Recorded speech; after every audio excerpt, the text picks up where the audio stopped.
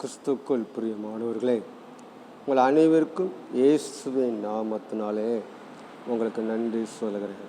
இந்த நாளில் நம்மோடு கூட பேசுகிற வார்த்தை மத்திய சுவிசேஷத்திலே 8ஆம் அதிகாரத்திலே முதல் வசனத்திலிருந்து 4 வசனத்துக்குள்ளே பார்க்கிறோம்.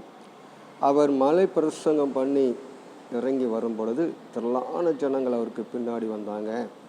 அப்பொழுது ஒரு குஷ்டரோகி அவரை பார்த்து பணிந்து குனிந்து, உமக்கு சுத்தமானால் என்னை சுத்தமாக்கும் என்று சொன்னான்.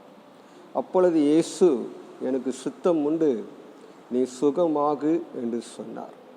அந்த நேரம் அவனுக்கு சுகம் உண்டாவிட்டது. பாருங்க, அவர் மலையிலேருந்து இறங்கி வரும் பொழுது குஷ்டரோகி நினைச்சிடறான், கேட்குறான், பணிந்து குனிந்து கேட்குறான். அதே போல் இன்றைக்கு நம்மளும் ஆண்டோடைய சமூகத்தில் என்ன செய்யணும்? நம்மளை தாழ்த்தணும், நம்மளை வெறுமையாக்கணும்.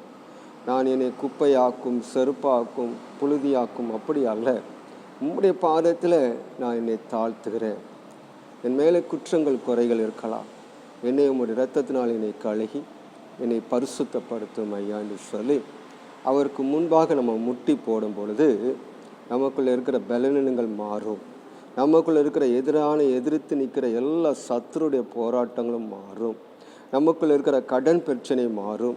நமக்குள்ளே இருக்கிற பொல்லாத ஆவினால் நம்முடைய குடும்பத்தை அலையழித்து கொண்டிருக்கிற பொல்லாத ஆவிகள் நம்மளை விட்டு விலகி போகும். இப்படி ஆண்டோடைய சமூகத்தில் நம்ம இருக்க வேண்டும். நமக்குள்ளே பலவிதமான நோய்கள் இருக்கலாம். கேன்சர் நோயினால், பலவிதமான நோயினால் நம் சரீரத்தில் பாதிக்கப்பட்டிருக்கலாம். அல்சர்னால், தலைவலினால், வயிற்று வலினால், சரீரத்தில் இருக்கிற கட்டினால், இப்படி பல சுகர்னால், இப்படி பல விதத்தில் எனக்கு கை கால்கள் செயலிழந்து போய் பக்கவாதத்தில் இருக்கிறேங்க, அதனால் செயலிழந்து போய் இருக்கிறேன்னு என்று சொல்லி நோயோடு கூட வீட்டில் படுத்த படுக்கையில் இருக்கலாம்.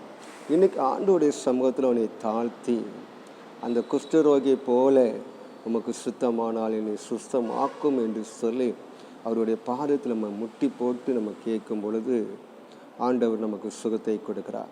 அதுதான் சொல்கிறார், எனக்கு சுத்தம் உண்டு, நீ சுகமாகு.